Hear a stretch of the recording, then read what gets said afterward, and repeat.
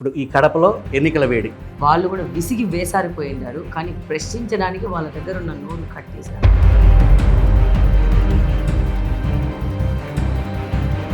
ఈ ఎన్నికలు భిన్నమైన రాజశేఖర రెడ్డి ముఖ్యమంత్రిగా ఈ జిల్లా రెండోసారి జగన్మోహన్ రెడ్డి. పోయినాడు నా భర్త నాకు పింఛనీ అబ్బా అని చెప్పి ముస్లిం మైనార్టీ మహిళ వెళ్తే నీకు భర్తనిస్తాను కానీ పింఛనీ లేనన్నాడంట. దాదాపు 3 దశాబ్దాల క్రితం ఈ కడప సీటు గెలిచిన దాఖలాలు లేవు. ఎవరు చేసుకుంటారో వేసుకోండి, ఏం వేసుకుంటారో వేసుకోండి, లెక్క కూడా పెట్టను. ఏ విధంగా ఒక స్టెప్ కూడా బ్యాక్ తీసుకొని ఇంకా స్పీడ్గా 4 స్టెప్పులు ముందుకెళ్ళి పని చేస్తాను. అదే నా స్టెప్.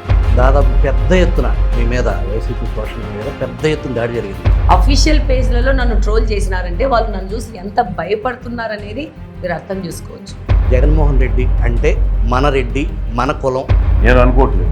ఆయన Christian, is declared Christian.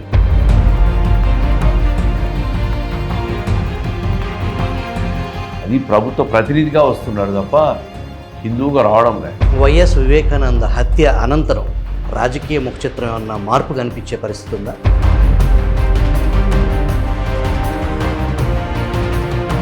YS Bharati పాత్రపై తను సునీత గారు ఈ 5 ఏళ్ళలో చేస్తున్న పోరాటము ఇప్పుడు ఎలక్షన్ పరంగా ఆమె తన పోరాటాన్ని పెంచింది.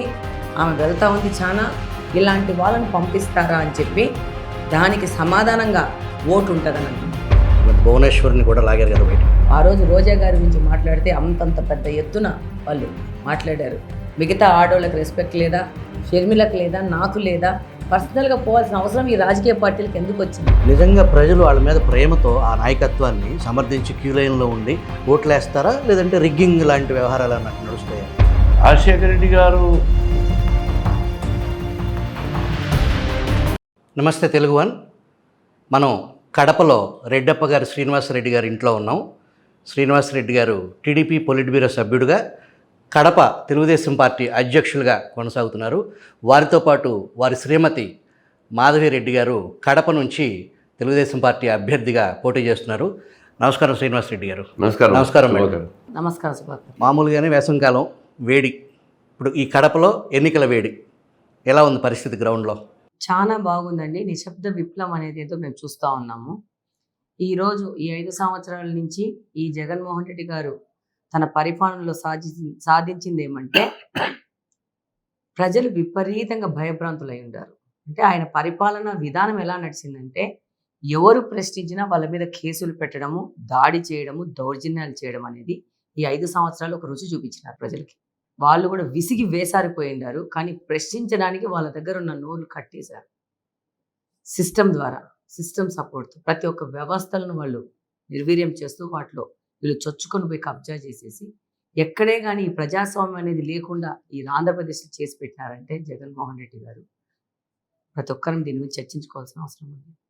ఒక బ్యాంక్ ఎంప్లాయీ, రిటైర్డ్ అయిపోయిన మనిషి నాతో బయటికి వచ్చి మాట్లాడడానికి భయపడి ఇంట్లోకి సైగ చేసి తీసుకొని పోయి నువ్వే అమ్మా గెలిచేది, కానీ మేము చెప్పలేని పరిస్థితిలో ఉన్నాను చెప్తే మాకు పోరాడే శక్తి లేదు, మీకు పొలిటికల్గా మీకు శక్తి, ఫైనాన్షియల్గా శక్తి ఉంది సొసైటీలో, మీరు చేయగలుగుతారు కానీ మేము చేయలేమనేది ఒక పెద్ద ఆయన చెప్పినాడంటే పరిస్థితిని అర్థం చేసుకోవచ్చు. శ్రీనివాసరెడ్డి గారు, మీరు పార్టీ అధ్యక్షులుగా ఉన్నారు. ఈ ఎన్నికలు భిన్నమైనవి. వాస్తవానికి గతంలో రాజశేఖర రెడ్డి ముఖ్యమంత్రిగా ఈ జిల్లా రెండోసారి ఒక ముఖ్యమంత్రిని జగన్మోహన్ రెడ్డిని అందించింది. అంతకుముందు పాలనకి ఈ జగన్మోహన్ రెడ్డి పాలన తర్వాత 5 సంవత్సరాల తర్వాత ఎదుర్కోబోయే ఎన్నికలు, మీరు పార్టీ అధ్యక్షులుగా ఉండి జరుగుతున్న ఎన్నికలు, మీ పార్టీ పరిస్థితి ఎలా ఉంది? జిల్లాలో ఎన్ని సీట్లు గెలవబోతున్నారు కడపలో? ఉమ్మడి జిల్లా తీసుకుంటే 10 స్థానాలండి. ఉమ్మడి జిల్లా లెక్కలోనే నేను మాట్లాడతాను. జగన్మోహన్ రెడ్డి గారు ఒక్క ఛాన్స్ నాకు ఒక్క ఛాన్స్ ఇవ్వండి, రాజశేఖర రెడ్డి గారి కంటే, నాన్నగారి పాలన కంటే మంచి పాలన తీసుకొస్తాను, మెరుగైన పాలన తీసుకొస్తానని చెప్పి చెప్పడంతో కడప జిల్లాలో మన జిల్లా వాడు ముఖ్యమంత్రి కావాలి, మన జిల్లా ముఖ్యమంత్రి అయితే అభివృద్ధి జరుగుతుంది, గతంలో రాజశేఖర రెడ్డి గారు ఉన్నప్పుడు జరిగిన దానికంటే ఎక్కువ జరుగుతుంది, మన జిల్లా వాడు కావాలి అనే ఒక సెంటిమెంటు, ఒక ఎమోషన్లో ప్రజలు ఓట్లేశారు 2019లో. 2014లో కూడా ఒకే ఒక్క స్థానం వచ్చింది ఉమ్మడి జిల్లాలో. అప్పుడు కూడా మన జిల్లావాడు కావాలని ఓటేశారు. 2019లో ఇంకో 2 అడుగులు ముందుకేసి జనం ఓట్లేశారు. ఇప్పుడు 5 సంవత్సరాలు ఆయన చూసేశారు ఆయన పాలన. పులివెందల్లో కూడా రైతుల్లో కూడా పెద్ద చర్చనీయాంశంగా ఉంది ఈరోజు. రాజశేఖర రెడ్డి గారి పాలనకు ఈయనకు సంబంధం లేదు, అసలు ఇతను పరిపాలన చేసేదానికి ఇతనికి చేత కాదు, అతనేదో ఒక వ్యాపారం చేసుకునే ముఖ్యమంత్రినా, డబ్బు సంపాదన, అవినీతి, సొమ్ము, ఒక ముఖ్యమంత్రి కావాలనే ప్యాషన్ తప్ప ప్రజలకు సమాజానికి చేస్తామనే తపన లేని మనిషినా అని చెప్పి ప్రజల్లో అర్థమైపోయింది. అందుకే ఈరోజు ఎక్కడ పోయినా కూడా తీవ్ర వ్యతిరేకత వస్తూ ఉంది. మేము కడపలో తిరుగుతూ ఉంటే జిల్లా హెడ్ క్వార్టర్ ఇది. ప్రజలు ఎక్కడికి పోయినా కూడా ఇప్పుడే తను చెప్పినట్టు సైలెంట్ వేవ్ కనిపిస్తూ ఉంది. వాళ్ళు ఎన్ని చేసినా కూడా, ఎన్ని కేసులు పెట్టినా, ఎన్ని అవినీతి అక్రమాలు చేసినా, ఎంత డబ్బు వెదజల్లినా కూడా ప్రజలు తెలుగుదేశం పార్టీ కూటమికి పట్టం కట్టాలని నిర్ణయించుకున్నారు. లోపల అంతర్గతంగా చాలా వేవ్ కనిపిస్తూ ఉంది. 2019లో ఏదైతే జగన్మోహన్ రెడ్డి గారిని గెలిపించాలని సైలెంట్ వేవ్ ఉండిందో మేము కూడా అప్పుడు పసిగట్టలేకపోయినాం. నేను అప్పుడు కూడా జిల్లా పార్టీ అధ్యక్షుడిని, ఇప్పుడు కూడా జిల్లా పార్టీ అధ్యక్షుడినే. మేము పసిగట్టలేకపోయినాం, ఇప్పుడు వాళ్ళు పసిగట్టలేరు. అంతటి వేవ్ ఉంది. ఖచ్చితంగా తెలుగుదేశం పార్టీ కడపలో, ఉమ్మడి జిల్లాలో నా అంచనా ప్రకారం అయితే మినిమం 7 స్థానాలు వస్తాయని నేను ఆశిస్తున్నాను. అంతటి ఉమ్మడి జిల్లాలో అంతటి వేవ్ కనిపిస్తాం. ఈసారి జగన్మోహన్ రెడ్డి గారికి ఓట్లేసే పరిస్థితి లేదు. ఎమ్మెల్యేల మీద కూడా తీవ్రమైన వ్యతిరేకత. మాధవిరెడ్డి గారు 30 సంవత్సరాల క్రితం, దాదాపు 3 దశాబ్దాల క్రితం ఈ కడప సీటు గెలిచిన దాఖలాలు లేవు. అంటే అదర్ దెన్ మైనారిటీ. మీరు రెడ్డి గారు కాకుండా మీరు రంగంలో దిగడానికి కారణం ఏంటి? 30 సంవత్సరాల చరిత్రను మీరు మార్చిపోతున్నారా? ఎప్పుడో 1989లో కందుల శివానందరెడ్డి అని కాంగ్రెస్ తరఫున గెలిచిన తర్వాత తెలుగుదేశం నుంచి కానీ, వైసీపీ నుంచి కానీ, కాంగ్రెస్ నుంచి కానీ మైనారిటీ అభ్యర్థులే. మీ ధైర్యం ఏంటి? మీరు చెప్పినట్టు 30 సంవత్సరాల నుంచి మైనార్టీ వాళ్ళు ఉన్నారు. కానీ ఫస్ట్ ఖలీల్ బాషా గారు తెలుగుదేశం పార్టీ నుంచి 10 సంవత్సరాలు ఉన్నారు. అంటే తెలుగుదేశం పార్టీ అభిమానులు ఉన్నారు. సాలిడ్ తెలుగుదేశం పార్టీని అభిమానించే ఓటర్లు కడప నియోజకవర్గంలో ఉన్నారు. కాకపోతే అనేక కారణాల రీత్యా, ఆ కారణాల్లో రాజశేఖర రెడ్డి గారు ఈ జిల్లా నుంచి ముఖ్యమంత్రి అవుతారనేదే అప్పటి నుంచి నడుస్తున్న ఒక వాదన. కాబట్టి ఇక్కడ మన జిల్లా వారు ముఖ్యమంత్రి అవుతాడన్న దాంతో తర్వాత అహ్మదుల్లా గారు కానీ గెలవడానికి కూడా ముఖ్య కారణం అది. మెజారిటీ కూడా చాలా తక్కువ అప్పుడు ఆయన గెలిచింది కూడా. అప్పటి నుంచి అనేక కారణాల వల్ల తెలుగుదేశం పార్టీ కొంచెం వెనకబడ్డ మాట వాస్తవమే. కానీ మా సాలిడ్ ఓటర్స్ మాకున్నారు, తెలుగుదేశం పార్టీ అభిమానులు. అసలు తెలుగుదేశం పార్టీకి ఇది కంచుకోట లాంటిది. కొన్ని కారణాల దృష్ట్యా, దురదృష్టవశాల దృష్ట్యా, రాజశేఖర రెడ్డి గారు ముఖ్యమంత్రి అవుతారు దాని దృష్ట్యా కొంచెం ఆ వైపు మెండు చూడడం జరిగింది. కానీ ఈసారి తప్పకుండా తెలుగుదేశం పార్టీ ఇక్కడ గండా ఎగరేస్తుంది. ముఖ్యంగా నేను మహిళల సమస్యలకు అర్థం చేసుకోగలుగుతాను, వాళ్ళ దగ్గరికి వెళ్ళగలుగుతాను, వాళ్ళ సమస్యలు వినగలుగుతాను, అర్థం చేసుకోగలుగుతాను, వాటిని పరిష్కరించగలుగుతాననే నమ్మకం ఇక్కడున్న నియోజకవర్గంలో ఉన్న మహిళలకు ఉంది. అలాగనే మిగతా వాళ్ళు కూడా నా యొక్క విధానం కానీ, నేను వెళ్తున్న పద్ధతి కానీ, నేను సమస్యలు బయటికి తీసుకొస్తున్న విధానం కానీ అందరికీ, అన్ని వర్గాల వారికి వాళ్ళకు అందుబాటులో ఉండే విధంగా జరుగుతున్నాయి. తీసుకొస్తున్నాను కూడా సమస్యను. దాన్ని డెఫినెట్గా వాళ్ళు యాక్సెప్ట్ చేస్తున్నారు. డెఫినెట్గా రేపు వచ్చే ఎలక్షన్లో మేము తెలుగుదేశం పార్టీని ఇక్కడ గెలిపించి చంద్రబాబు నాయుడు గారికి మేము దీన్ని బహుమతిగా ఇవ్వాలనుకుంటున్నాం. మేము కొన్ని రోజుల నుంచి అబ్జర్వ్ చేస్తున్నాం, మీరు ముస్లిం మహిళలతో ఇంటరాక్ట్ అవుతున్నారు. వాళ్ళు ఎలా స్పందిస్తున్నారు? మీరు ఆశ్చర్యపడతారు. ఈ యొక్క జగన్మోహన్ రెడ్డి గారి ప్రభుత్వం మీద విసిగి వేసారిపోయిన వాళ్ళంటే మన వాళ్ళకంటే ముస్లిం మహిళలు ఎక్కువ. ఎందుకంటే వాళ్ళకు బయటికి వెళ్ళే పరిస్థితి ఉండదు. వాళ్ళు కొంచెం రిస్ట్రిక్టెడ్ లైఫ్, వాళ్ళ పద్ధతి ప్రకారం, వాళ్ళ సాంప్రదాయం ప్రకారం.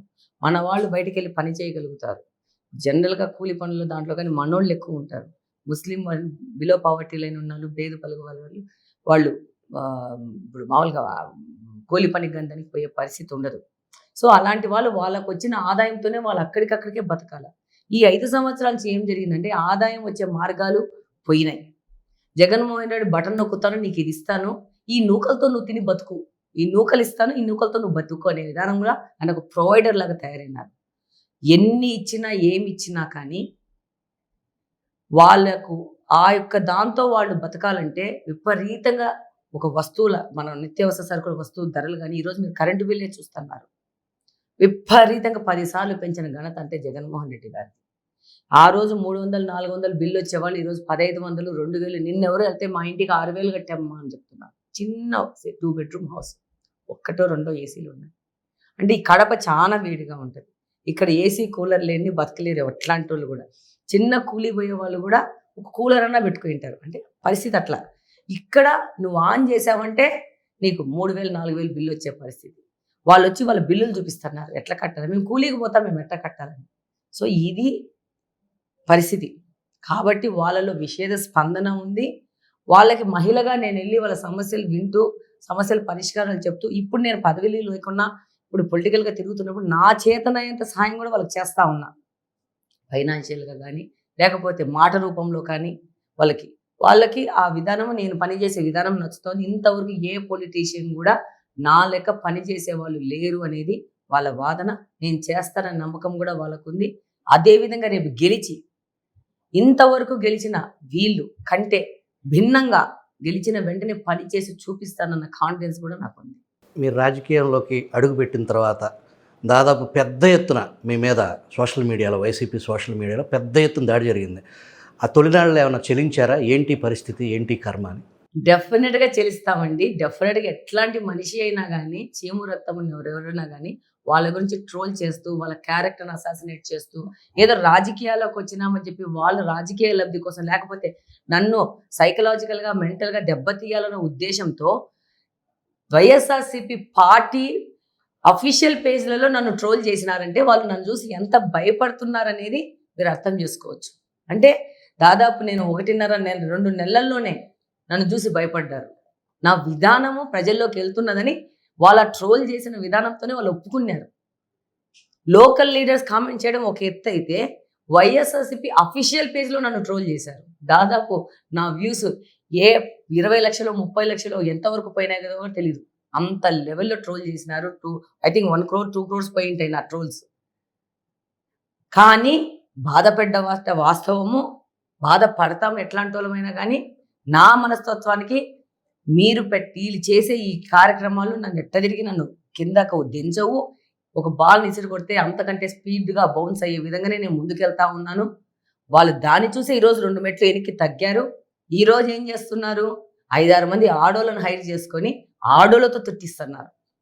బట్ నాకు ఎవరైనా చెప్తే వినడం తప్పితే నేను వాటిని చూడటం లేదు, చూడను కూడా. ఎవరు చేసుకుంటారో వేసుకోండి, ఏం వేసుకుంటారో వేసుకోండి, లెక్క కూడా పెట్టను. ఏ విధంగా ఒక స్టెప్ కూడా బ్యాక్ తీసుకోను. ఇంకా స్పీడ్గా 4 స్టెప్పులు ముందుకెళ్ళి పని చేస్తాను. అదే నా స్ట్రెంగ్త్. శ్రీనివాస్ రెడ్డి గారు, రాయలసీమ ప్రత్యేకించి కడప జిల్లాలో జగన్మోహన్ రెడ్డి అంటే మన రెడ్డి, మన కులం, మన పార్టీ, మన కుల పార్టీ అనే భావన గత రాజకీయంలో వేళ్ళూరిపోయిన పరిస్థితి. ఇప్పుడు దాంట్లోంచి బయటకు వచ్చి ఆ పరిస్థితి ఉందంటారా కడప జిల్లాలో? జగన్మోహన్ రెడ్డి గారు రెడ్డి అని నేను అనుకోవట్లేదు. ఆయన క్రిస్టియన్, ఈజ్ డిక్లేర్డ్ క్రిస్టియన్. ఆయన తిరుమలకు కూడా ప్రభుత్వ సాంప్రదాయం ప్రకారము భార్యాభర్త రావాలా, బ్రహ్మోత్సవాలకు పట్టు వస్త్రాలు సమర్పించాలంటే ఆయన ఒక్కడే వస్తాడు. అది ప్రభుత్వ ప్రతినిధిగా వస్తున్నాడు తప్ప హిందువుగా రావడం లేదు. ఆయన క్రిస్టియన్గా వస్తున్నాడు. కాకపోతే ఆ రెడ్డి అనేది తగిలించుకొని నేను రెడ్డి అని చెప్తాడు, నేను క్రిస్టియన్ అని చెప్పి ఓట్ల కోసం చేస్తున్నాడు ఆయన. మన రెడ్డి అని చెప్పి కొంతమంది ఓట్లు వేశారు. రాయలసీమలో 2019లో బ్రహ్మాండంగా ఓట్లు వేశారు ఆయన. ఈరోజు అదే రెడ్లు విపరీతంగా బాధపడుతున్నారు. నేను చూస్తున్నా కదా, చంద్రబాబు నాయుడు గారు ముఖ్యమంత్రిగా ఉన్నప్పుడు ప్రతి సామాన్యుడు వెళ్ళి కలిసేవాడు ఆయన్ని. ఎక్కడో ఒక టైంలో ఏదో ఒకటి కారు ఎక్కుతుంటే కూడా అరగంట ఒక 500 మంది కలిసేవారు. ఈయన ముఖ్యమంత్రి అయిన తర్వాత అసలు ఎవరికి అపాయింట్మెంట్లే ఉండవు. ఎవరిని దగ్గరికి రానివ్వడు. అదేవిధంగా ముఖ్యమైన రెడ్లు ఎవరైతే ఆయనకు దగ్గరగా ఉన్నారో, ఆయన కష్టాల్లో నిలబడ్డారో, పాదయాత్రలో పోయారో, వాళ్ళందరూ కూడా ఈయన ముఖ్యమంత్రి అయిన తర్వాత మేము ఆయన ముఖమే చూడలేదని మాట్లాడుతున్నారు. చాలామంది రెడ్డిస్లో నుంచి నేను వింటూ ఉన్నాను, ఇతను వేస్ట్ అని. వాళ్ళ నాన్నలో 5% క్వాలిటీస్ కూడా ఆయనకు లేవు అని. కాబట్టి రెడ్లల్లో కూడా చాలా మార్పు ఉంది. ఎందుకుంది అంటే రెండో అంశం, అభివృద్ధి లేని రాష్ట్రంగా తయారు చేశాడు. కేవలం సంక్షేమం ఏదో చేస్తే ప్రజలు ఓట్లు వేసేస్తారనుకున్నాడు. అభివృద్ధిని నెగ్లెక్ట్ చేశారు. కానీ ప్రజలు చాలా తెలివైన వాళ్ళు, 2 రంగాలను చూస్తున్నారు ఇప్పుడు. ముఖ్యంగా మీరు అన్నట్టు రెడ్డి వర్గం కూడా అభివృద్ధి చేయడం లేదు. నీటిపారుదల వ్యవస్థ ఎక్కడికక్కడ ఆగిపోయింది రాయలసీమలో. ఎందుకంటే రాయలసీమలో ఎక్కువ రెడ్డిలంతా కూడా రైతాంగం. నీళ్లు లేవు, పంటలు లేవు, పండించిన పంట గిట్టుబాటు ధరలు లేవు, డ్రిప్ పరికరం ఇవ్వలే. ఒక తుంట డ్రిప్ పరికరం ఈ 5 సంవత్సరాలు ఇవ్వలేదంటే రైతులు ఎంత తీవ్ర ఆవేదనలో ఉన్నారో అర్థం చేసుకోవచ్చు. మెకనైజ్డ్ ఎక్విప్మెంట్ లేదు, సబ్సిడీ ఫార్మింగ్ లేదు, క్రాప్ ఇన్సూరెన్సులు లేవు, ఇన్పుట్ సబ్సిడీలు లేవు. అన్ని రకాలుగా కూడా రైతులు బాధపడుతున్నారు. వాళ్ళలో ఎక్కువ రెడ్డిస్ ఉన్నారు. ఈయన ముఖ్యమంత్రిగా కొనసాగితే మాత్రం మనం బతకలేము. ఈ నీటిపారుదల వ్యవస్థను పూర్తిగా నిర్లక్ష్యం చేశాడు. పెండింగ్ ప్రాజెక్టులు పూర్తి చేయలే. ఈయన మళ్ళీ ముఖ్యమంత్రి అయితే ఈ రాష్ట్రం వదిలి వలసపోవాలని చెప్పి రాయలసీమలో రెడ్లు కూడా భావిస్తున్న పరిస్థితిని చూస్తూ ఉన్నాం. మళ్ళీ ఆయనకు ఓట్లేసే పరిస్థితి ఉంటుందని నేను అనుకోవడం లేదు. వైఎస్ వివేకానంద హత్య అనంతరం రాజకీయ ముఖచిత్రం ఏమన్నా మార్పు కనిపించే పరిస్థితి ఉందా? ఖచ్చితంగా ప్రజలు చేస్తూ ఉంది. ఆయన కుమార్తె సునీత గారు, ఆమె ఈ మధ్య చూస్తూ ఉన్నాం పత్రికల్లో, సోషల్ మీడియాలో కూడా విపరీతంగా తిరుగుతూ ఉంది. నిన్న ఆంధ్రజ్యోతి పేపర్ చూస్తే ఆమె ఇచ్చిన ఇంటర్వ్యూలో స్ట్రెయిట్గా అవినాశే ముద్దాయి అని చెప్తా ఉంది. మరి ఖచ్చితంగా ప్రజలు ఆలోచిస్తారు. ఈరోజు ట్రయాంగిల్ కంటెస్ట్ ఉంది, షర్మిల గారు పోటీ చేస్తున్నారు. ఇంకా తెలుగుదేశం పార్టీకి చాలా లాభిస్తుంది ఇది, ఆమె పోటీ చేయడం కూడా. రెండవది సునీత గారు మాట్లాడుతున్న వాస్తవాలు. ఎందుకంటే ఆమె వివేకానంద రెడ్డి గారి కుమార్తె. అబద్ధాలు చెప్తాదని ఎవరు ప్రజలు భావించరు, వాస్తవాలే మాట్లాడుతుంది. లేదంటే ఆమె ఎక్కడో డాక్టర్గా పనిచేసుకుంటే ఆమె లోకల్గా ఇక్కడికి వచ్చి అంత కసిగా మా తండ్రిని చంపిన వాస్తవాలు బయటికి రావాలని చెప్తా ఉంది. న్యాయం కోసం ప్రజల వద్దకు తిరుగుతూ ఉందంటే ప్రజలను ఖచ్చితంగా ఆలోచింపజేస్తుంది ఆమె చేస్తున్నది. దాని ఇంపాక్ట్ ఖచ్చితంగా ఎన్నికల మీద ప్రభావం చూపుతుంది. వైఎస్ వివేక హత్యపై రేగిన దుమారం మనం చూస్తూనే ఉన్నాం గడిచిన 5 సంవత్సరాల నుంచి. వైఎస్ భారతి పాత్రపై ఎటువంటి హత్యలో వైఎస్ భారతి పాత్ర ఎంతవరకు ఉండవచ్చు? దాని మీద నా అభిప్రాయం ఎలా చెప్పగలుగుతాను? మీడియాలో, ఎలక్ట్రానిక్ మీడియాలో వచ్చే కథనాలు మనం వినడం తప్పితే మన పర్సనల్ ఒపీనియన్. కానీ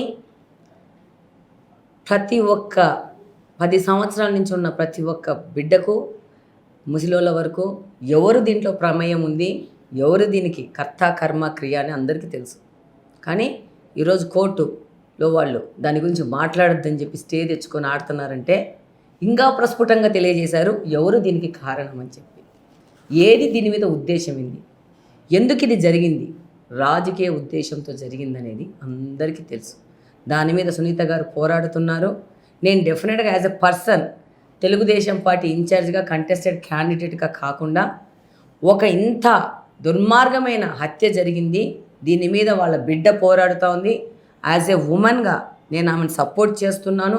ఈ రోజు కాకపోతే రేపు, ఎల్లుండి ఏదో ఒక రోజు ఆ దుర్మార్గానికి దాంట్లో భాగం ఉన్న వాళ్ళందరికీ శిక్ష పడుతుందని స్ట్రాంగ్గా బిలీవ్ చేస్తాను. టైము దీనికి సొల్యూషన్ చూపిస్తుంది. ప్రతి ఒక్కరికి ఇది చేసిన వాళ్ళకి వాళ్ళు తగిన ఫలితాన్ని డెఫినెట్గా అనుభవిస్తారు.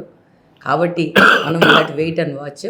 కానీ సునీత గారు ఈ 5 ఏళ్ళలో చేస్తున్న పోరాటము ఇప్పుడు ఎలక్షన్ పరంగా ఆమె తన పోరాటాన్ని పెంచింది. ఆమె వెళ్తూ ఉంది దాంతో చాలా మందికి కూడా దీంట్లో వాస్తవాలు అర్థమైపోయినాయి.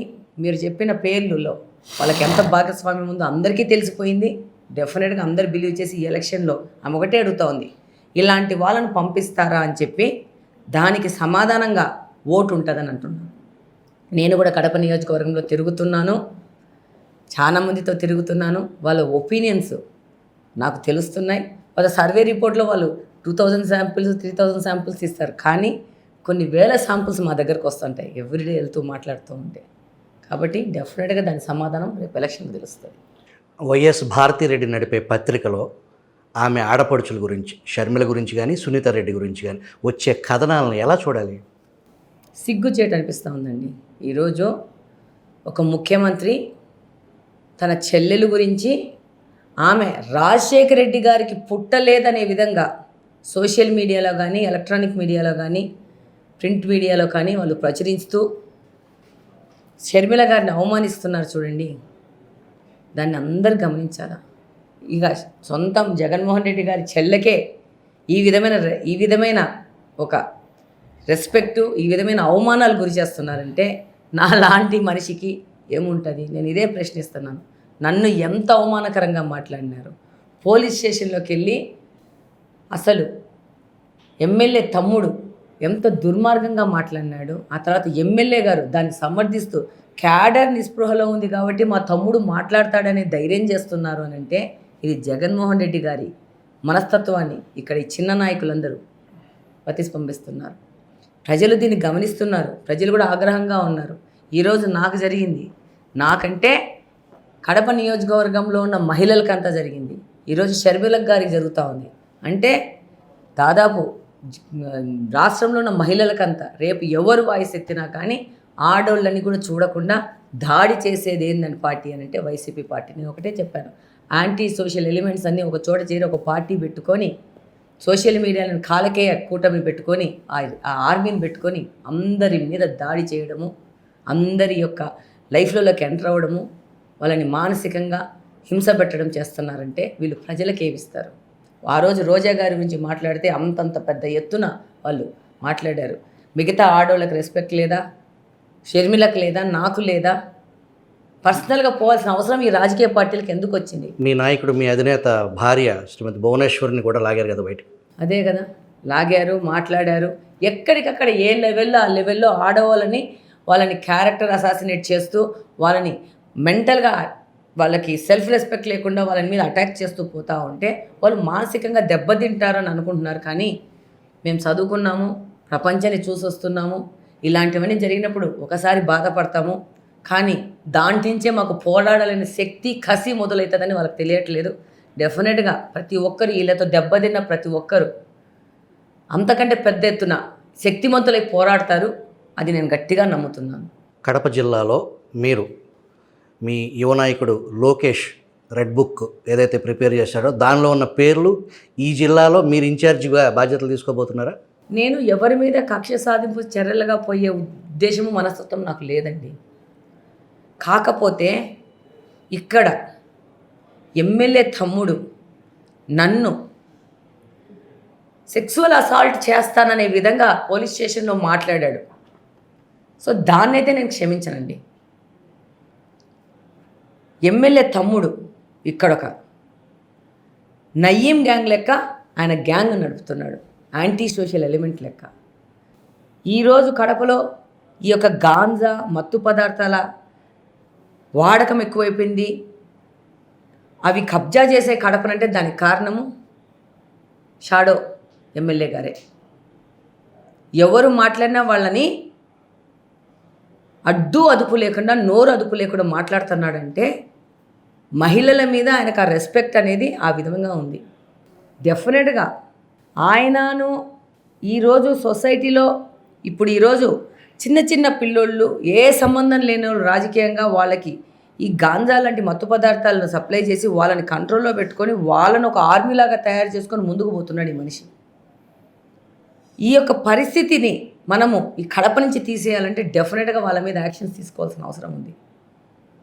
అది డెఫినెట్గా జరుగుతుంది. నేను ఆ రోజే చెప్పినాను, కడప నగర బహిష్కరణ చేయాలి ఈ వ్యక్తిని.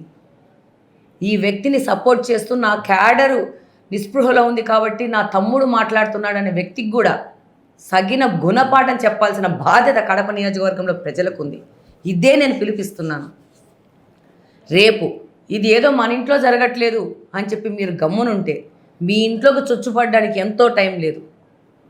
రేపు ఒక మాఫియా ముఠాల లెక్క మన ఇళ్ళల్లోకి వచ్చి మన ఆడపిల్లలు కానీ మన యొక్క ఫ్యామిలీస్ని కానీ మన ఆస్తుల మీద కానీ అటాక్ చేసే టైం ఎంతో దూరంలో లేదు.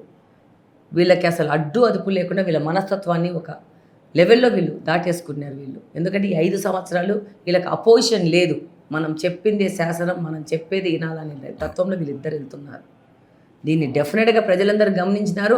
వీళ్ళకు గుణపాఠం చెప్పేది వస్తుంది. ఆ విధంగా వచ్చినప్పుడు వీళ్ళు ఈ నగరంలో ఉండే అర్హత వీళ్ళకి లేదనేది మాత్రం మేము తెలియజేస్తున్నాం. నగరం కాదు, రాష్ట్ర బహిష్కరణ చేయాలి. ఇట్లా ఇది ఒక మాఫియా. పాత బస్తీలో మాఫియాను పెంచి పోషిస్తున్నాడు. ఇది ఒక నయీం గ్యాంగ్ తప్ప ఇంకోటి కాదు. దాన్ని ఎమ్మెల్యే సమర్థించాడు వాళ్ళ తమ్ముడి మాటలు. మేము ఎప్పుడు 50-60 సంవత్సరాల నుంచి రాజకీయాల్లో ఉన్నాం, కానీ కుటుంబంలో ఎక్కడా కూడా కక్ష సాధింపు ధోరణిలోకి పోలే. చేతైతే సేవ్ చేశాను తప్ప ఎవడి మీద కక్ష చేయలే. ఈరోజు వాళ్ళు మాట్లాడిన మాటలు చూస్తే అది జిల్లాలో ఉన్న ప్రతి వ్యక్తి ఆలోచించాల్సిన అవసరం ఉంది. ఇట్లాంటి వ్యక్తులకు మళ్ళీ జగన్మోహన్ రెడ్డి టికెట్ ఇచ్చాడు. సమర్థించిన వాళ్ళ అన్నకు మళ్ళీ టికెట్ ఇచ్చాడంటే జగన్మోహన్ రెడ్డి గారు ఆయన వ్యక్తిత్వం ఎట్లాంటిదో ఆలోచించుకోండి. వైసీపీ అఫీషియల్ పేజ్లో అవన్నీ పోలీస్ స్టేషన్లో జరిగిన సంఘటనలు పోస్ట్ చేస్తే ఆ పేజ్లో వాళ్ళు తీసేశారు. అటువంటి వ్యక్తికి మళ్ళీ టికెట్ ఇస్తున్నాడు అంటే జగన్మోహన్ రెడ్డి వ్యక్తిత్వం ఎట్లాంటిదో మనం ఆలోచించాలి. ఇప్పుడు ఆయన్నే చెల్లెల్నే స్పేర్ చేయడంలే ఆయన. కాబట్టి ఈ వైసీపీ పార్టీ అనేదే ఒక మాఫియా పార్టీ. మాఫియాని పెంచి పోషించుకుంటా ఉంది. దీన్ని తరిమి కొట్టాల్సిన అవసరం ఉంది. ఇటువంటి వ్యక్తులను నగర బహిష్కరణ అంటా ఉందామా? నేను రాష్ట్ర బహిష్కరణ చేయాలి, అవసరమైతే దేశం నుంచి బయటికి పంపించాలి ఇటువంటి వాళ్ళను. ఖచ్చితంగా జరుగుతుంది అది. తెలుగుదేశం పట్ల అధికారంలోకి వస్తే చట్ట ప్రకారం బహిష్కరణ చేపిస్తాం. ఈ కడపలో నేను 7.5 నెలల నుంచి తిరుగుతూ ఉన్నాను. ఎంతమంది ముస్లిం మైనార్టీ పిల్లోళ్ళు వచ్చి నన్ను వదినమ్మ అని పిలుస్తారు, అక్క అని పిలుస్తారు, మ్యాక్సిమం వదినమ్మ, వదిన గారు అని. అలాంటి సొసైటీ, మర్యాద ఉన్న సొసైటీ మన కడప నియోజకవర్గం. ఎంతో మర్యాదస్తులు. ఆడబిడ్డ అంటే అంత ప్రొటెక్టెడ్గా చూస్తారు. నేను ప్రజల్లోకి వెళ్తా అంటే ఈ పిల్లోళ్ళు మా పార్టీలో ఉన్న మా మైనార్టీ పిల్లలందరూ నాకు చేతులు అడ్డం పెట్టి నన్ను ప్రొటెక్ట్ చేస్తారు. అలాంటి సొసైటీ ఉన్న దాంట్లో వీళ్ళిద్దరు చీడ పురుగులు. మహిళలంటే గౌరవం లేదు వీళ్ళకి. వాళ్ళ ఇంట్లో వాళ్ళిద్దరికీ కూతుళ్ళు ఉన్నారు. ఒక్కసారి ఆలోచించాలి వాళ్ళు. దీనికి నన్ను పోలీస్ స్టేషన్లో మాట్లాడిన దానికి మతం రంగు పులవాలనుకుంటున్నారు. ఎంత దుస్థితికి, దుర్మార్గానికి వెళ్ళారంటే వీళ్ళు. మతం రంగు పులిమి దీని నుంచి కూడా అడ్వాంటేజ్ తీసుకోవాలనుకుంటున్నారంటే సిగ్గుపడాలి ఈ సొసైటీ. దానికి టీడీటీ బోర్డులో మెంబర్ ఒకరు వీళ్ళు చెప్తే ఆయన వచ్చి స్టేజ్ ఎక్కి మాట్లాడితే ప్రతి ఒక్కరు దాని మీద విమర్శిస్తే నమస్కారం, నాకు దీంతో సంబంధం లేదు అని నేను ఒకటే చెప్పాను. ఇది మహిళకు, ఈ యొక్క నియోజకవర్గంలో మహిళ ఫేస్ చేస్తున్న ప్రాబ్లం ఇది. నాది, నేను ఒక పొజిషన్లో ఉన్నాను కాబట్టి, అది పోలీస్ స్టేషన్లో జరిగి బహిర్గతంగా జరిగింది కాబట్టి అందరికీ తెలిసింది. తెలియకుండా జరిగేటివి ఎన్నో ఉన్నాయి. నాకు ఎన్నో ఎక్స్పీరియన్స్ వాళ్ళు చెప్పారు. ఒక అమ్మాయి వెళ్ళిపోయి నాకు కరోనాలో చచ్చిపోయినాడు నా భర్త, నాకు పింఛనీ అబ్బా అని చెప్పి ముస్లిం అయినట్టు మహిళ వెళ్తే, నీకు భర్తనిస్తాను కానీ పింఛనీ లేనన్నాడంట. మొగుడిని ఇస్తాను, ఎగ్జాక్ట్లీ ద వర్డ్. ఈ మాట మాట్లాడినాడు అని ఆ పిల్ల కళ్ళనీళ్ళు పెట్టుకుంటే రేపు ఎలక్షన్కి వస్తాడు కదా, అప్పుడు చెప్తాను నాకు ఎవరిని ఇస్తాడో అన్న సందర్భాలు ఉన్నాయి. ఇవి దాదాపు నేను రోజు చాలా వింటున్నాను. ఒక అమ్మాయి నాకు భర్త చచ్చిపోయినాడంటే నిన్ననే, నేను దాదాపు 20 రోజుల క్రితమే కలిశాను. నీకు వయసులో ఉండవు కదా, పని చేసుకొని. ఈయన సొంత డబ్బులు ఇస్తున్నాడా? మహిళ భర్త చచ్చిపోయి ఆర్థికంగా ఇబ్బందులు పడుతున్న మహిళల్ని నిన్ను వచ్చి ఒక సాయం అడుగుతుంటే, ఇక్కడ గెలిచిన ప్రజాప్రతినిధిగా నీ బాధ్యత ఏంది? చేతనైతే చెయ్యి. ఏం నీ ఇంట్లో డబ్బులు డ్రా చేసి తెచ్చిస్తున్నావా? మా డబ్బులు, ప్రజల డబ్బులు సంక్షేమ రూపంలో ప్రజలకు అందిస్తున్నావు, ఇవ్వు చేతైతే. లేకపోతే కుదరదని చెప్పు. లేకపోతే గమ్మున నువ్వు రొటీన్, నీకు నాలుక లేదు కదా, దేనికి పలకవు కదా, ఏదడిగినా నా చేతుల్లో ఏం లేదు, అవినాష్ రెడ్డి చేతుల్లో ఉందని అంటున్నావు కదా. ఇక్కడ ఏ సమస్యలకి ఈయన స్పందించడు. ప్రతి ఒక్కటి అవినాష్ రెడ్డి చేతిలో ఉందంటాడు. ఇక్కడ గాంజా యువకులను అరెస్ట్ చేస్తే పోలీసులు వాళ్ళ మీద ఛార్జ్ చేయాలంటే పులివెందల నుంచి ఆ పెత్తందారుడు ఫోన్ చేస్తాడు, ఇక్కడ పోలీసు వాళ్ళు పని చేయకుండా. ఇది పరిస్థితి. బై మిస్టేక్ పోలీసు వాళ్ళు అరెస్ట్ చేసి పెడితే అర్ధగంట 1 గంటలో వీళ్ళు చేతనైతే వీళ్ళు తీసుకొని పోతారు పిల్లోడిని బయటికి, గాంజా పెడ్లర్లని, లేకపోతే పులివెందల నుంచి పెత్తందారుడు ఫోన్ చేస్తాడు. కాకపోతే వాళ్ళ మీద యాక్షన్స్ తీసే పొజిషన్ లేదు, కేసులు రిజిస్టర్ చేసే పొజిషన్ లేదు. ఇది కడప నియోజకవర్గంలో ఈ ఇద్దరు అన్నదమ్ముల ఆగడాలు. పులివెందుల నియోజకవర్గంలో ఏ ఎలక్షన్ చూసుకున్నా వేలలో లక్షల్లో మెజారిటీ వస్తుంది. నిజంగా ప్రజలు వాళ్ళ మీద ప్రేమతో ఆ నాయకత్వాన్ని సమర్థించి క్యూ లైన్లో ఉండి ఓట్లేస్తారా, లేదంటే రిగ్గింగ్ లాంటి వ్యవహారాలు నాకు నడుస్తాయా? రాజశేఖర రెడ్డి గారు ఉన్నంత వరకు కూడా నాకు తెలిసి పులివెందుల మీద నాకు కొంత అవగాహన ఉంది. 2004 వరకు కూడా రాజశేఖర రెడ్డి గారు 30,000తోనే గెలిచాడు. 25-30,000 అంతకు మించి రాలా. ముఖ్యమంత్రి అయిన తర్వాత 2009లో 60,000 మెజార్టీ వచ్చింది. 2004 వరకు కూడా వాళ్ళు బాగా రిగ్గింగ్ చేసుకునేవాళ్ళు, తీవ్ర వ్యతిరేకత ఉండేది, రిగ్గింగ్ చేసుకునేవాళ్ళు. 2014లో జగన్మోహన్ రెడ్డి ముఖ్యమంత్రి కావాలనే ఓట్లు వేశారు. మళ్ళీ ఆ తర్వాత 19లో కూడా ముఖ్యమంత్రి కావాలనే ఓట్లు వేశారు ఎక్కువ శాతం. కొన్ని చోట్ల సైక్లింగ్లు కూడా చేసుకుంటారు వాళ్ళు. ఈసారి ఆ పరిస్థితి ఉండదు. అన్ని చోట్ల కూడా తెలుగుదేశం పార్టీ చాలా యాక్టివ్గా ఉంది. ప్రజల్లో కూడా ఒక వ్యతిరేకత వచ్చింది. 2 ప్రధాన డ్యాములు ఉన్నాయట, Chitravathi balancing reservoir, Paidipalem reservoir. అవి రెండింటికి కూడా పూర్తి చేసి నీళ్ళు ఇచ్చింది తెలుగుదేశం పార్టీ ప్రభుత్వం. ఇప్పుడు దాని కింద డిస్ట్రిబ్యూటరీలు పిల్ల కాలువలు పూర్తి చేయలేదని చెప్పి రైతుల్లో తీవ్ర వ్యతిరేకత, ఆందోళన ఉంది. ఈసారి సైక్లింగ్ కాదు కదా, ప్రజలు ఆయన ఓట్లేసే పరిస్థితి లేదని నేను నమ్ముతా ఉన్నా. నాకు తెలిసి ఈసారి ఏం జరిగినా ఆశ్చర్యం లేదు అక్కడ పులివెందుల్లో, చూడాలి మరి. బట్ ఎక్కువ భాగం రిగ్గింగ్లు, సైక్లింగ్ చేసుకునేవాళ్ళు. ఈ ఈవీఎంస్ వచ్చిన తర్వాత సైక్లింగ్ మొదలుపెట్టారు. ఏజెంట్లను బెదిరించడము, బయటికి పంపించడము, సైలెంట్ చేయడము, ఇట్లా కార్యక్రమాలన్నీ చేస్తూ వచ్చారు. అన్నమయ్య ప్రాజెక్టు కొట్టుకుపోవటం వెనుక వైఫల్యం రాష్ట్ర ప్రభుత్వం అందని సాక్షాత్తు పార్లమెంట్లో కేంద్ర ప్రభుత్వం, కేంద్ర మంత్రి ప్రకటించారు, డిక్లేర్ చేశాడు. ఊళ్ళు కొట్టుకుపోయినాయి, పదుల సంఖ్యలో ప్రాణాలు కోల్పోయారు. ఇక కోళ్ళు, కుక్కలు, పశువులు అయితే ఇక లెక్కే లేదు. ఇవాళకి వాళ్ళకి సరైన పునరావాసం కల్పించలా, వాళ్ళ పొలాలు ఇప్పటికీ ఇసుక మేటలుగానే ఉన్నాయి. ఎంత దురదృష్టం అంటే, డ్యామ్ కొట్టుకుపోతే 70 మంది దాదాపు చనిపోతే ముఖ్యమంత్రి గారు కనీస పరామర్శకు రాలే. ఇదే మా నాయకుడు చంద్రబాబు నాయుడు గారు దాదాపు 20 గంటల పైన ఆ ప్రాంతం అంతా తిరిగాడు, ఆ పల్లెలన్నీ తిరిగాడు. తిరిగి ఎన్టీఆర్ ట్రస్ట్ నుంచి చనిపోయిన ప్రతి కుటుంబానికి 2 లక్షలు ఎక్స్గ్రేషియా ఇచ్చాడు. ప్రభుత్వం వచ్చిన తర్వాత వాళ్ళకి ఇల్లు కోల్పోయిన వాళ్ళకందరికీ ఇల్లు ఇస్తామని చెప్పారు. ఈ ముఖ్యమంత్రి గారు డ్యామ్ కొట్టకపోయిందని చెప్పి మళ్ళీ వాళ్ళు పునరావాసం కల్పించడం కానీ వాళ్ళని ఆదుకోవాలని ఆలోచన చేయలే. మళ్ళీ డ్యామ్ కొత్తది కట్టి వాళ్ళకి కావాల్సిన మనుషులకు కాంట్రాక్ట్ ఇవ్వాలని చెప్పి ఆగమేఘాల మీద ఒక ఎస్టిమేట్ చేసి టెండర్ పిలిచేసి టెండర్ వాళ్ళ మంచి కట్టబెట్టాడు. దాని మీద ఉంది ఆయనకు ఫోకస్. కట్టబెట్టేస్తే ఆ వర్క్ చేసేస్తే దానికి కమిషన్ వస్తుంది. ఎంత దురదృష్టం అంటే, డ్యామ్ కొట్టుకుపోతే ఈరోజు కూడా ముఖ్యమంత్రి గారు ఆ ప్రాంతానికి పోలేదంటే ఇంతకంటే దౌర్భాగ్యం ఇంకోటి ఉండదు. ఇప్పటికీ ఇంకా కాదు, ఇప్పుడు కాదు, ఇంకా ఈ ప్రభుత్వానికి ఎంత కాలం ఇచ్చినా వాళ్ళ డ్యామ్ మొదలు కూడా పెట్టలేదు. చేత కాదు వాళ్ళకు. ఒక పెద్ద డ్యామ్ అది, దాని కింద దాదాపు 3 టీఎంసీలు అనుకుంటా, దాదాపు 20,000 ఎకరాలు, 18,000 ఎకరాలు ఆయకట్టు ఉంది, కొట్టుకుపోయింది. చూసే నాదుడే లేడు, పట్టించుకునే ప్రభుత్వమే లేదు. అక్కడ ఉన్న శాసనసభ్యుడు కానీ, జిల్లాకు చెందిన మంత్రులు కానీ, ముఖ్యమంత్రి కానీ దాని మొహం కూడా చూడాల. సో దీన్ని బట్టి ఆయన ఈ జిల్లాకి ముఖ్యమంత్రి అవుతాడనే ఆలోచన ప్రజలు ఎందుకు ఆలోచిస్తారు? కడప ప్రజలతో పాటు రాష్ట్ర వ్యాప్తంగా ఉన్న మహిళలకి మాధవిరెడ్డి ఇచ్చే సందేశం ఏంటి? నేను ఇక్కడ నాకు ఎక్స్పీరియన్స్ ప్రకారం నేను చెప్పేది ఏంటంటే, మనకు సమస్య వస్తే మన గలం మనమే ఎత్తాలి. ఎంతోమంది వాళ్ళకి సమస్యలు ఉన్నా, వాళ్ళ మీద దాడులు జరిగినా భయపడి బయటికి రావట్లేదు.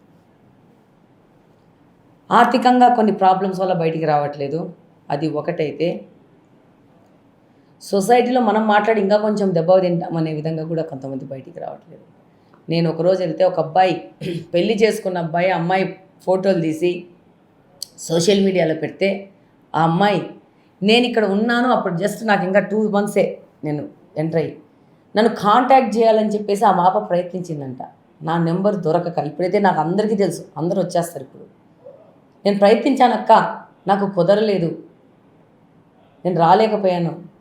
బట్ పోలీస్ స్టేషన్కి వెళ్తే పోలీసు వాళ్ళు డబ్బులు అడిగినారు సోషల్ మీడియాలో తీసేయడానికి. నా దగ్గర డబ్బులు లేవు, ఇంకా ఎవరు చూసుకుంటారో చూసుకోండి అనేసి వదిలేసి కుమిలి బయటకు వచ్చేసినాను. ఇంకా నా చేతుల్లో ఏం లేదని ఈ పరిస్థితి ఉంది. అలాంటి పరిస్థితి నుంచి ఇట్లాంటి వాళ్ళని అందరినీ మనం ఆదుకోవాలంటే ఇంకా మహిళలు ముందుకు రావాలి. మాలాంటి వాళ్ళు, ధైర్యం ఉన్నవాళ్ళు, వాళ్ళ కోసం ఆలోచించేవాళ్ళు. అలాగనే మహిళలు కూడా ఎంతోమంది డివోర్స్లు అయిపోయేసి భర్తలు చనిపోయి ఇళ్లలో మగ్గిపోతున్నారు. యంగ్ పిల్లలు అమ్మా నాన్న మీద డిపెండ్ అయిపోయి పెళ్ళిళ్ళు చేసి బాగా ఉంటారని అమ్మా నాన్న పెళ్లి చేసి పంపిస్తే, మాకు ముఖ్యంగా ఇక్కడ ముస్లిం మైనారిటీ మహిళలు ఎక్కువ ఉంటారు, వాళ్ళల్లో ఇది కొంచెం ఎక్కువ జరుగుతూ ఉంటాయి. దాదాపు ఎవ్రీ 1 day 2 daysకి ఒక ఎక్స్పీరియన్స్ అవుతూ ఉంది. పిల్లలు ఏడుస్తున్నారు. అట్లాంటి వాళ్ళకి ఆర్థికంగా ఇప్పుడు మనకు ఒంటరి మహిళ పెన్షన్ ఉంది, ఆ పెన్షన్స్ చాలా మందికి రావట్లేదు బికాజ్ ఏజ్ చూపిస్తున్నారు. అవి జినియన్ వాటిని ఎక్కించాల్సిన బాధ్యత మా లాంటి మహిళా ప్రతినిధులు. వాళ్ళ జినియన్ అని చూసేసి మనం ఎక్కించి వాళ్ళకి హెల్ప్ చేయాలా. ప్లస్ దాంతోపాటు అక్కడితే మీ లైఫ్ ఎండ్ కాలేదు. మీరు మీ కెరీర్ పరంగా ఆర్థికంగా స్థిరపడడానికి, అమ్మా నాన్న మీద బరువు లేకుండా ఉండడానికి వాళ్ళకి కొన్ని ప్రొవైడ్ చేయాలి మనం. అంటే వాళ్ళు సొంతంగా బతికే విధంగా ఒక ఉద్యోగం కానీ, వాళ్ళు సొంతంగా ఏదైనా పెట్టుకోవడానికి కానీ, వాళ్ళకి పెట్టుబడులు కానీ, సబ్సిడీస్ కానీ ఇచ్చి, వాళ్ళకి ట్రైనింగ్ సెషన్స్ కానీ ఇస్తూ వాళ్ళకు ఉండాలి. ఇవన్నీ మార్పు తీసుకొని వస్తే ఆటోమేటిక్గా సొసైటీ అంతా మారిపోతుంది. వాళ్ళ పిల్లల్ని వాళ్ళే సాక్కుంటారు. వాళ్ళ పిల్లల్ని ఎలా మళ్ళీ రేపు వీళ్ళ అమ్మానాయన ఉన్నంత వరకు పర్లా, ఆ తర్వాత ఏంది, అమ్మానాయన ముసలైపోయినాక కూడా వీళ్ళను ఇంట్లో పెట్టుకొని వీళ్ళ పిల్లోళ్ళని కూడా చాలా ఆర్థికంగా చిరగబడిపోతున్నారు. ఇక్కడ కడపలో చూస్తే ఒక మనిషి ఒక మహిళ 3.5 రూపాయకి ఒక పెట్టికోటు, ఆడోళ్ళు శారీ కింద వేసుకుని పెట్టికోటు కుడుతున్నారంటే 3.5 రూపాయలు. ఇది నేను రాజకీయాల్లో దిగడం వల్ల నాకు తెలిసిన వాస్తవం. అంటే రూపాయికి కూడా ఇక్కడ విలువ ఉంది. ఒక విధంగా చూస్తే పాజిటివ్ ఉంది. వాళ్ళు ఏదో ఒకటి ఇంట్లో చేసుకొని డబ్బు సంపాదించుకుంటున్నారు. రెండో వైపు ఎంతగా ఆర్థికంగా చితకబడిపోయినారు కుటుంబాలు అనేది కూడా చూడాలి. సో వీళ్ళకి ఆర్థికంగా కూడా ప్రభుత్వ పరంగా కూడా సపోర్ట్ తీసుకొని రావాలి ఇలాంటి వాళ్ళకి. అంటే మనము మహిళలము, మీరు మహిళల గురించి అడుగుతున్నారు, మహిళలే కాదు ఎవరైనా కానీ ఆర్థికంగా వెలుపల మగవాళ్ళు కానీ ఆడవాళ్ళు కానీ మనం ముందుకు రావాలా. ఆ వచ్చిన వాళ్ళకి జెన్యున్గా మనం ప్రభుత్వం తరపు నుంచి కూడా సపోర్ట్ చేయాలా, సైకలాజికల్గా ట్యూనింగ్ చేయాలా, నర్చర్ చేసుకుంటూ పోవాలా, వాళ్ళని మానసికంగా కూడా బలంగా చేసుకుంటూ రావాలి. సో ఈ సపోర్ట్ అనేది నేను ఇస్తాను. డెఫినెట్గా మహిళలందరూ ఇంకా స్ట్రెంథన్ అయిపోయి ఈ యొక్క రాష్ట్ర పురోభివృద్ధికి అలాగనే దేశ అభివృద్ధికి మహిళల పాత్ర ఎంతో ఉంది. వాళ్ళని స్ట్రెంథన్ చేస్తే సొసైటీ మొత్తం మారే పరిస్థితి ఉందనేసి నేను గట్టిగా నమ్ముతున్నాను. ఎన్నికల ప్రచారంలో బాగా బిజీగా ఉన్నా కూడా మేము అడగంగానే మీరు సమయం ఇచ్చి ఇద్దరు దంపతులు మా తెలుగు ప్రేక్షకుల కోసం ఇంత సమయం కేటాయిస్తున్నందుకు మీకు ధన్యవాదాలు. Wish you all the best అండి. Thank you.